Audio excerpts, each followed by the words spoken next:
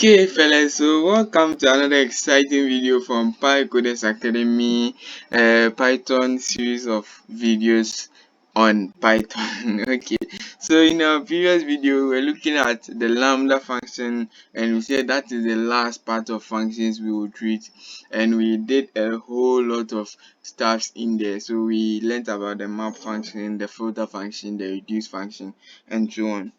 So we have ended with the function. Today we'll be focusing on classes. So this is the first part of classes. So classes, what are classes? So classes are just user defined prototype for an object that defines a set of attributes. So I have an object which defines a set of attributes. So let's say an object like a car, then it defines an attribute like the car glasses, car seats, something like. So these are attributes, so these are features or characteristics. So that is what describes the object. So it defines a set of attributes that characterize any object of the class. So any object of that class is, so any attribute that characterizes any object of the class. So for an object that defines a set, so any prototype for an object that defines a set of attributes, which I said they are what describes the object of the class. Okay, so the attributes are class variables, as I said, and instance variables and methods. So they are just the variables we declare in Python inside the class statement, and the instance variable. So you will learn about the instance variable in a short while. Then the methods. So methods are functions inside the class. Okay, so when you see a function inside the class, it doesn't become a function again, it becomes a method. So a method is anything or any function inside the class.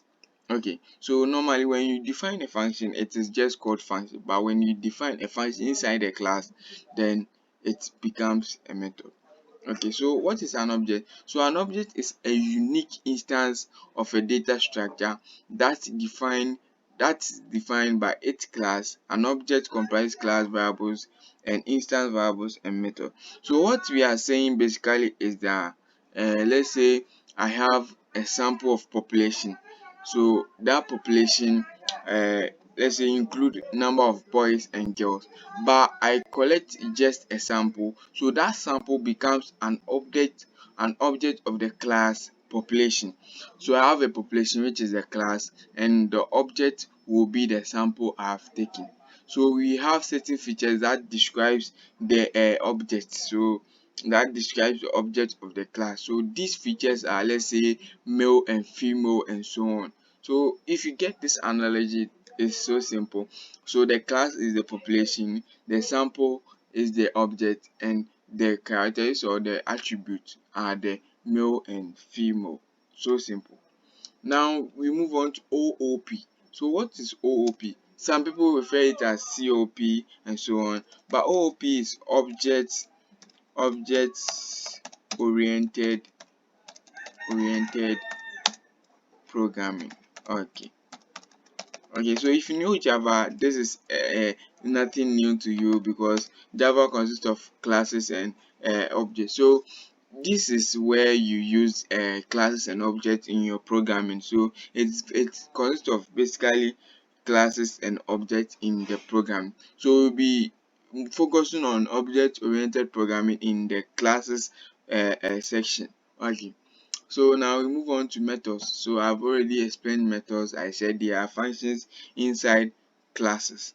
Then you move on to attributes. I said attributes are what characterizes a class or a class. Yeah, what characterizes a class or what characterizes an object. So simple. Okay, so we quickly move to defining a class. Okay.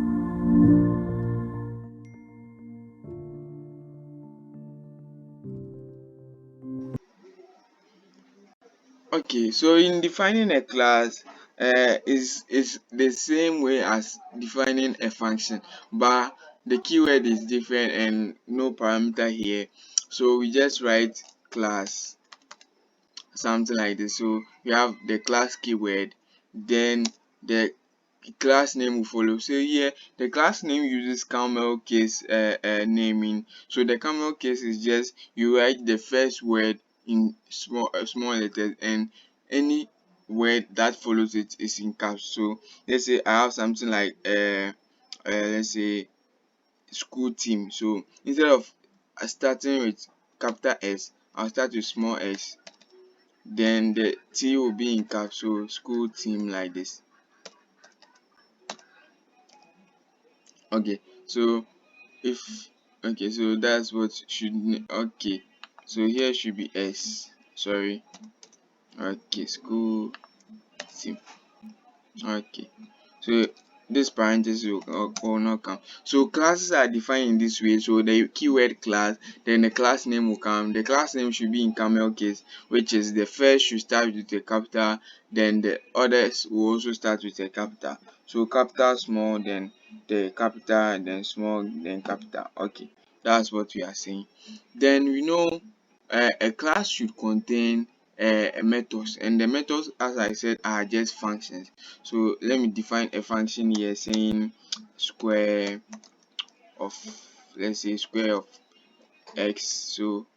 So okay, so I'm bringing a new thing here. So let me ignore the self for now, then we'll learn about it later. So I'll just return x star x.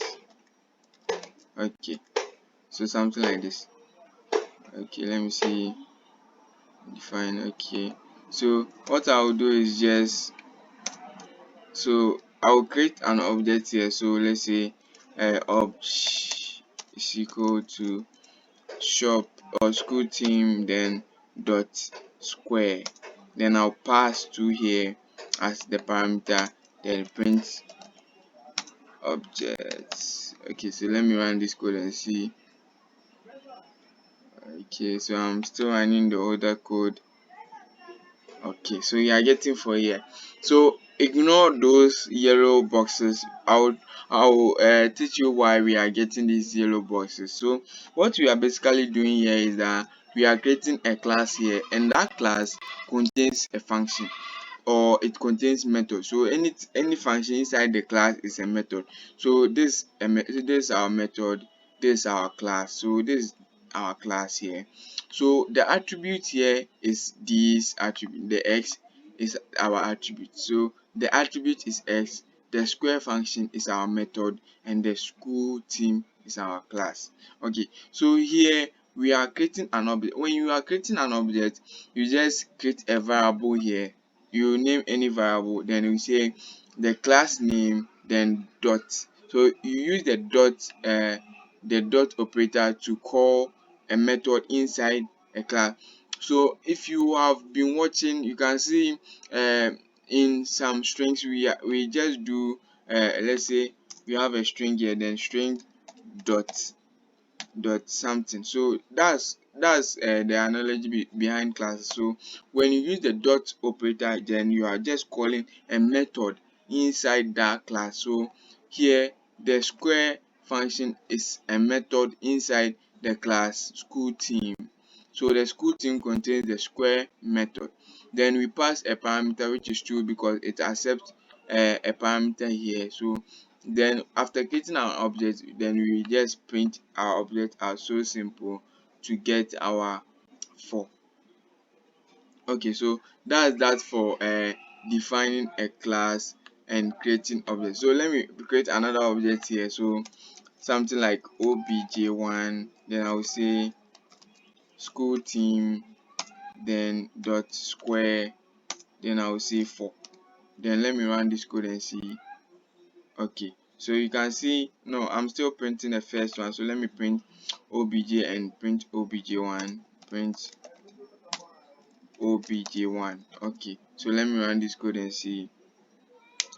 Okay, so we are getting 4 here. So 2 squared is 4, and 4 squared is also 16.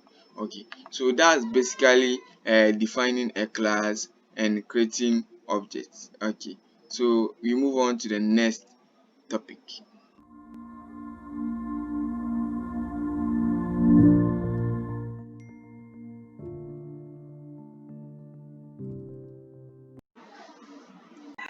Okay, so we have finished the explanation of the classes. We know objects now.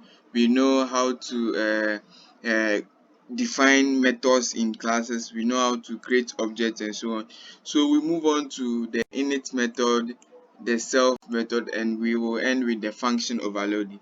Okay, so uh, in the defining of a class, we did this. We said this is the class name and it should be in camel case, and this is the method. And when you are creating an object, you just create a variable, then you just call the class name, then dot operator to call the method, then you pass your parameter if any.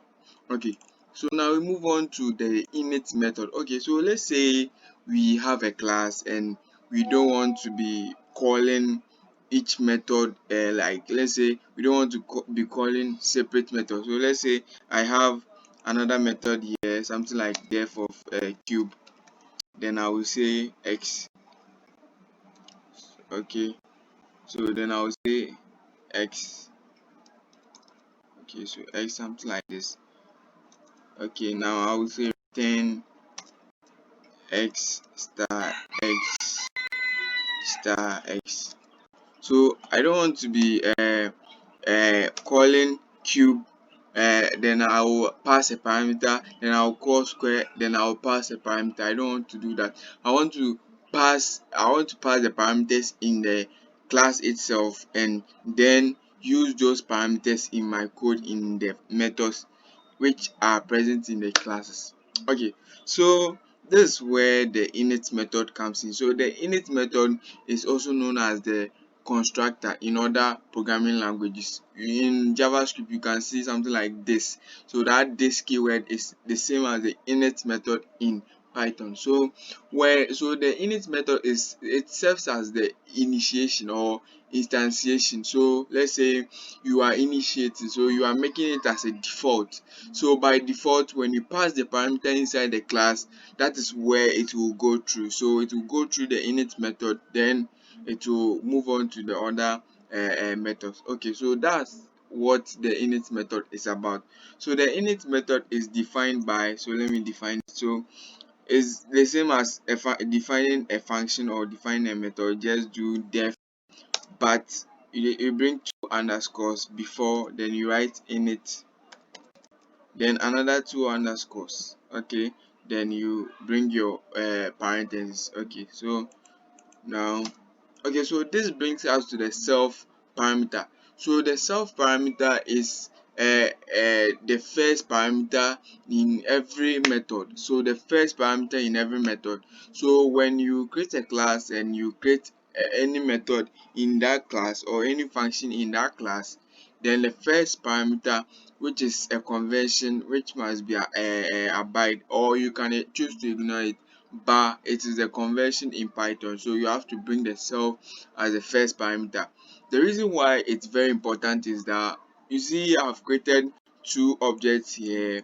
Then let's say how can Python differentiate between these two objects? It will differentiate by using the self. So the self will call the current parameters or the current variables given or the current parameters passed. So when I call this, it calls the current parameter, which is the 2. So that is the current parameter. And when I call this also, it calls the 4, which is the current parameter. So when we are using self, we are saying the current object or the current object created. That's why we are using the self. So it's calling itself. So that's what we are saying. Okay, so that's the convention in Python. Okay, so when you create your init method here, then any variable, so let's say I don't want to use the x here, I just want to uh, pass the x here. Then when you pass the x here, you should do a self dot x is equal to the x, which is the parameter. so as to be recognized in your code. So the the x passed here will be self.x. So in any method of yours in this code, the x here becomes a parameter. That's what we are saying. So here the x becomes the global variable. Instead of it being present in the init method only, it can be accessed in the cube method and the square method. Okay, so when you use the self.x, it turns it from a local parameter to a global variable. So that's what we are saying. So the self.x, so now we can just call it as self.x. We can just pass self here. Okay, so to signify current, then we just do self.x, then we do another one self.x, then another one also self.x. So simple. Now we just pass another one also here. So here is self, then you say self.x, self.x, then you say self.x. So if you can just sit down and imagine the code, we are saying self.x. So it means that the parameter coming here is the self parameter, and it means that we have stored all our parameters inside, or we have stored all our parameters inside the self parameter. So we are calling the x variable inside the self parameter. So that's what we are saying. So we are calling the x variable inside this self parameter and calling the s variable inside this self parameter. And where is this self parameter coming from? It's coming from this init method. Okay, so now we have defined our init method and we know the self parameter. Now what will happen here? So what will happen here is just that you just create, so simple. So you get an object here, but here we will, so we will call this class name, then we pass the parameter directly without calling any method. So let's say I'll pass the two parameter here, so two, then I will just call print object obj dot, then I'll call the method, so square. So simple.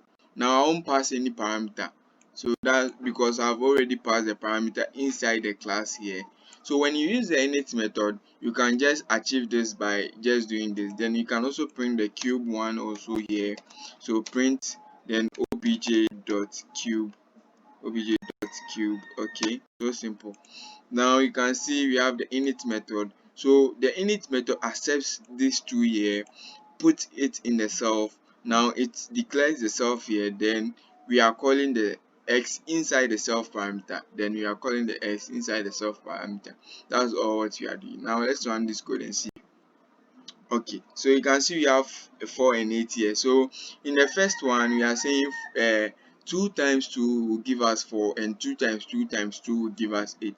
So it's so simple. So when you use the init method, you save yourself a huge chunk of time, because you just accept the parameter inside the main class, then all your methods will be using those parameters, or those global variables inside your codes. So that's so simple. So that's the init method, and we did the self method also. So this is simple, and I hope you understand. So we have ended with the init method and we are done with the self method. So we move on to the function overloading.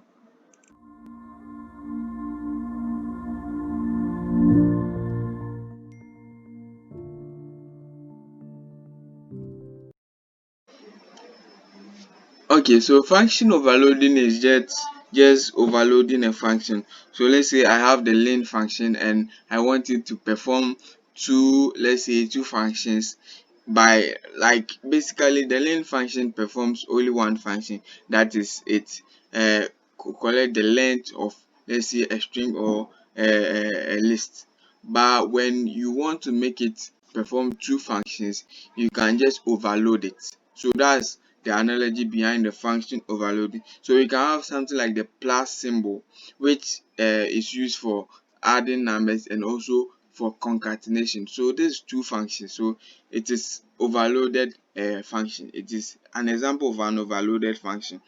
Then if you want to create your own overloaded function, then you just follow what I'm about to teach. Okay, so we just create a function, so def.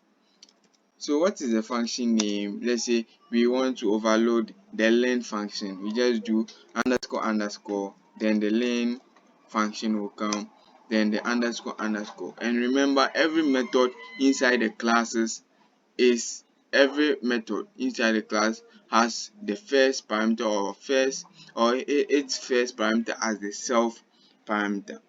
Now we can just say print len or return, let me say return len of, let's say, x.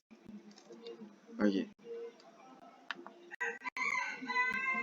so here should be self.x, sorry, self.x, because we are saying the x of the current object, or and so it shouldn't be the x of any of the but the current one.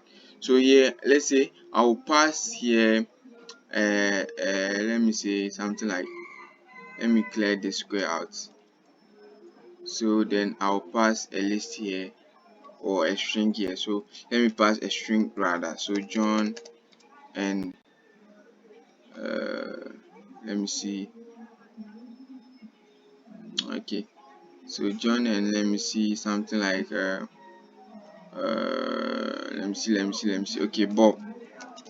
So this becomes my x and this becomes my y. So when I call the len function in my school class, it should give us only the len of x.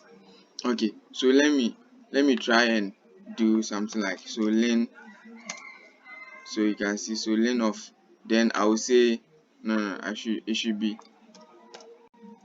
sorry, len, yeah, so len of, then I will say object,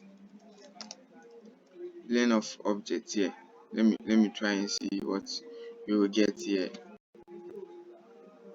Okay, so we are getting 4. Okay, so let me see. So len of objects here, we are saying that here the object created here is John and Bob, but since we have overloaded the len function here and we are saying the len function should only calculate the len of the x, it won't go to the y, it will just look at the John and it will just find the len. So that's what the overloading is. We are making it work another work with another function. So let's say I've overloaded it, so I've overloaded it with another function. So instead of it finding the len of the John and Bob, it's only finding the len of the John. I can change this to y2. So okay, so 3. So instead of it finding the len of John, it is finding the len of Bob. So that's what the overloading is. So we can have many let's say many functions. We can have the string here. Okay, so you can have the string here, then I can just do something like this. Okay, so yeah, you want to overload the string, so the string converts from it converts from string, it converts any data type to the string data type. So we can just do str, then this. Okay, but here I will use string. Okay, let me use the len so that you see the funny thing here. So you can say len of this. So when we use the string here, instead of it converting it from other data types to the string data type, it will just return the len of the y, so that you can see we are overloading it. Okay, so string return non-string type int. Okay, so it should match what the string is used for. So let's say it's used for, so uh let me return hello. Okay, so the string is used for, like, it gives us a string output, so it shouldn't be a number. So when you are overloading let's say a function, the output should be that of, let's say the output should match the function of that function you are overloading. Okay, so it's matching the output, which is a string here. So let me run this and go. Okay, so instead of it converting from let's say converting John from the other data types to the string data type, it's just returning hello. That's basically what the function overloading does. It just overload the function with another function. So instead of it performing its basic function, it's performing another function rather. Okay, so that's that for the first part of classes. So just sit tight, wait for the next video, and I think this is an exciting part of Python, the Python programming course we are doing. So just subscribe to my channel, like this video, and share it with your friends. Thank you for watching.